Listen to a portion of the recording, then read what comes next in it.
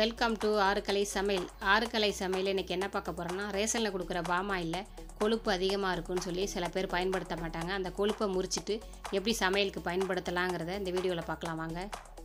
அதுக்கு தேவையானது என்னென்னு பார்த்துருவோம். பாமாயில், கல் உப்பு, ஒரு துண்டு இஞ்சி, ஒரு லெமன் சைஸு புளி, இதை மூணையும் வச்சு தான் இந்த பாமாயில் இருக்க கொழுப்பை முறிச்சிட்டு நம்ம சமையலுக்கு பயன்படுத்த போகிறோம். அது எப்படின்னு பார்க்கலாம் வாங்க. ஒரு வாணலி அடுப்பில் வச்சுட்டு அந்த ஆயில் பாக்கெட்டை கட் பண்ணி அதில் ஊற்றிடலாம்.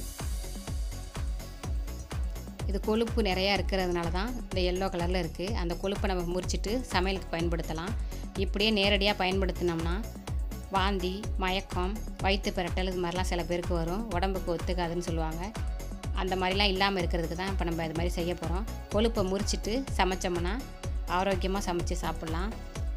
உடம்புக்கு ரொம்ப நல்லது.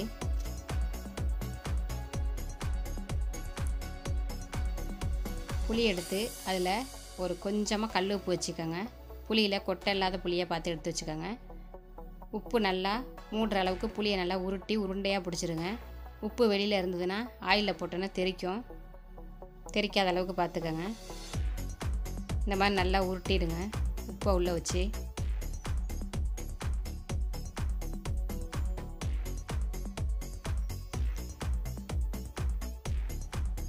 உருட்டியாச்சு, ஆயிலில் சேர்த்துக்கலாம்.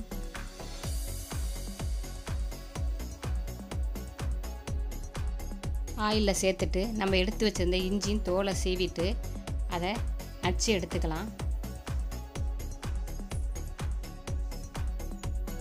இஞ்சியும் புளியையும் ஆயிலில் போட்டு நல்லா ஆயில் கொதிக்கிற வரைக்கும் அதில் நல்லா ஊறட்டும். ஊறினதுக்கப்புறம் நம்ம எடுத்துக்கலாம். இந்த மாதிரி செய்கிறதுனால கொழுப்பை நல்லா முற்றிலும் முறித்து எடுத்துரும். நம்ம அதுக்கப்புறம் சமையலுக்கு பயன்படுத்திக்கலாம். மாதத்தில் ஒரு பாக்கெட்டு தான் கவர்மெண்ட் நம்மளுக்கு கொடுக்குது. அந்த ஒரு பாக்கெட்டை வச்சு கண்டிப்பாக நம்ம இது மாதிரி முறிச்சிட்டு பயன்படுத்திக்கலாம். சில பேர் இது யூஸ் பண்ணாமல் இருப்பாங்க. அது மாதிரி செய்யாமல் இருக்கிறதுக்கு தான் எப்படி பயன்படுத்தலாங்கிறத நான் காமிச்சிருக்கேன்.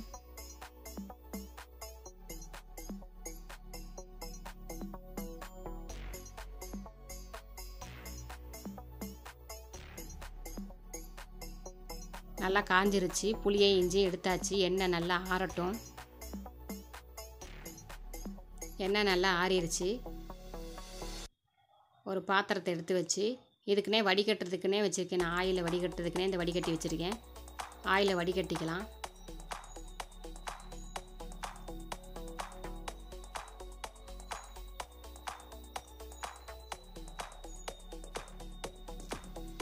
நல்லா ஆற வச்சு வடிகட்டி எடுத்து வச்சாச்சு.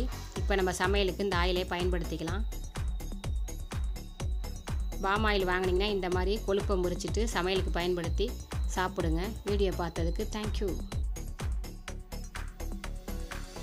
இந்த வீடியோ உங்களுக்கு பிடிச்சிருந்துச்சுன்னா லைக் பண்ணுங்கள், ஷேர் பண்ணுங்கள், சப்ஸ்கிரைப் பண்ணுங்கள். கூடவே அந்த பெல் பட்டனையும் அமுக்கிக்கோங்க.